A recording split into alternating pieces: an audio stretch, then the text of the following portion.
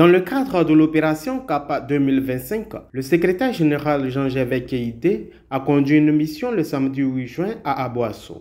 En présence du vice-président exécutif du district de la Komoué, le professeur Armand Ognien, et les premiers responsables du parti au niveau de la région, le secrétaire général a entretenu dans la salle de mariage de la mairie les responsables de base et militants. Après les mots de bienvenue du vice-président exécutif Armand Ognien et du coordonnateur régional Aman Kadjo, le secrétaire général prend la parole. Au nom du président Laurent Gbagbo, il salue les militants de la région du Sud Komoué pour leur constance, leur combativité et leur sens de dignité. Puis, leur a témoigné de l'importance qu'accorde le président à leur région. Une importance qui justifie d'ailleurs sa présence en tant que secrétaire général du parti. L'information du jour qui est un secret de polichinelle est la candidature du président Laurent Gbagbo pour l'élection présidentielle de 2025. Son envoyé rappelle les raisons fondamentales de cette candidature. Je suis venu vous dire que votre frère, votre fils, votre aîné, celui qui a donné toute sa vie pour la Côte d'Ivoire et qui continue de le faire, qui a enduré toutes les souffrances, comme vous d'ailleurs, et qui a aujourd'hui, à son âge, aurait pu dire, bon, j'ai été président de la République, eh bien, je suis, si c'est pour moi seul, j'ai ce qu'il me faut pour manger et puis avoir une retraite. Mais qui accepte à notre demande de se jeter encore dans la course pour vous, parce qu'il s'est dit que ce que vous lui avez confié comme mission, qu'il avait commencé à faire et qui a été brutalement interrompu par la voie des armes, votre patience a permis de vaincre ça.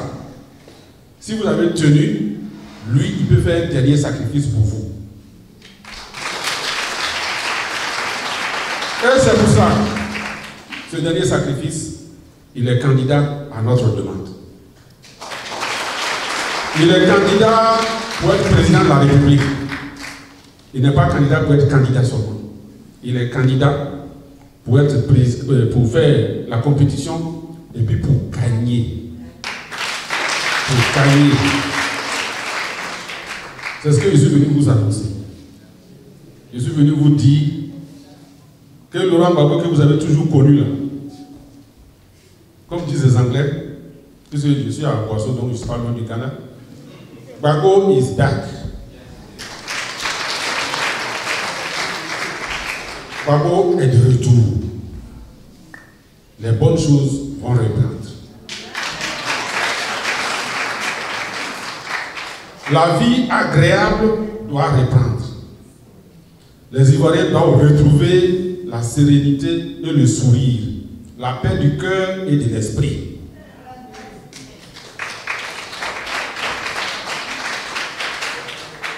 La construction d'une nation ivoirienne va reprendre et se poursuivre.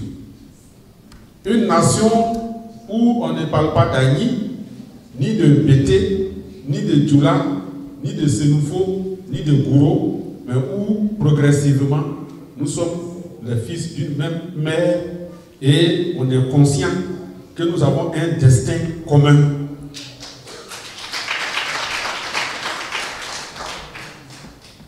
Laurent Gbagbo revient pour ça.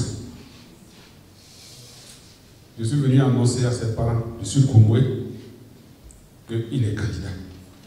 Pour tous ceux qui s'interrogent sur l'éligibilité du président Laurent Gbagbo et les conditions d'une élection transparente, le secrétaire général leur rappelle les défis à relever. Nous avons désigné Laurent Gbagbo comme notre candidat. Mais nous savons qu'il y a 5 problèmes qu'on doit régler. 5. Nous avons appelé ça les 5 défis du PPAC. On l'a désigné comme candidat. Le premier défi, c'est de remettre son nom sur la liste électorale, de le rendre éligible à nouveau. Le rendre éligible à nouveau. Je n'ai pas dit mettre seulement son nom. J'avais dit que leur condamnation fantaisiste, là, ça a disparu. Premier combat. Deuxième combat.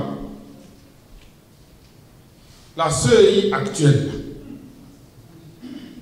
ce n'est pas un arbitre impartial. c'est quelle finale on s'en va jouer. Et puis l'arbitre là, c'est le frère du capitaine de l'autre équipe. Ou bien c'est le mari de la capitaine de l'autre équipe. Donc, un arbitre, il doit être impartial, il doit être indépendant, il ne doit pas être inféodé à un pouvoir. Deuxième défi à relever, on doit changer la commission électorale, la CEI. On doit changer ça. On doit casser ce qui est là actuellement et puis mettre en place un nouvel organe sur lequel nous sommes tous d'accord dans sa composition, dans son fonctionnement, dans ses attributions. Comme ça, on sait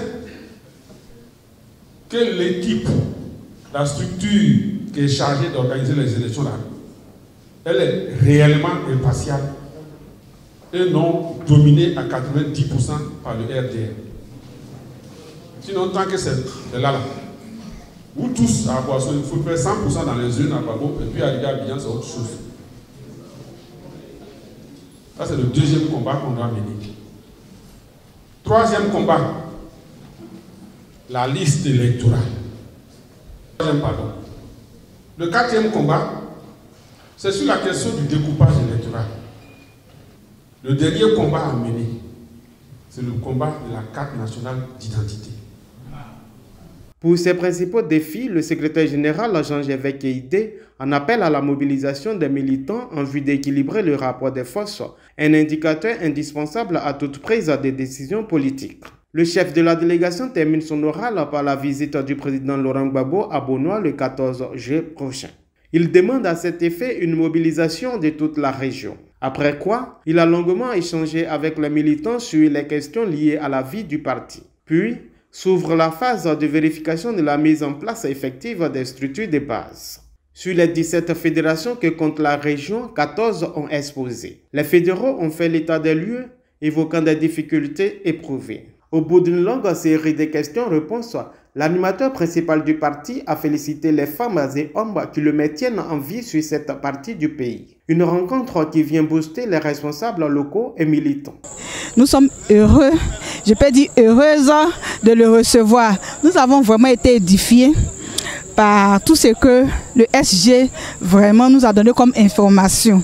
Et pour cela, je pense que le Sud Commun, précisément à Aboasso, vraiment est fier et est très content parce que le Sud Commun va conduire le président Laurent Gbagbo à la victoire au soir du 2025. En tout cas, nous avons été édifiés par les informations données par le secrétaire général du parti. Nous retournons donc dans nos fédérations bien formées, avec beaucoup d'informations. Nous retournons pour reconquérir le terrain. Parce qu'il faut dire qu'il y avait quand même un peu d'hésitation. Maintenant que nous avons reçu le premier responsable du parti, le premier de nos responsables, il nous a donné des informations et il nous a montré comment travailler pour que le Sud Commun redevienne le bastion du PPACI. Nous avons donc les éléments et les éléments nécessaires pour aller sur le terrain et puis faire du Sud Commun le bastion du PPACI. Nous allons au niveau du Sud Commun démontrer au président Laurent Gbagbo que nous sommes avec lui parce qu'il mène le combat pour notre souveraineté. Et donc pour nous, ça sera un grand jour. Un jour où tous les camarades militants du Sud Commun vont se retrouver pour dire au président Laurent Gbagbo que nous allons l'accompagner au pouvoir en 2025. Le 14 juillet prochain, le Sud Commun promet une surprise agréable au président Laurent Gbagbo qui viendra réinscrire un autre épisode de l'histoire du pays.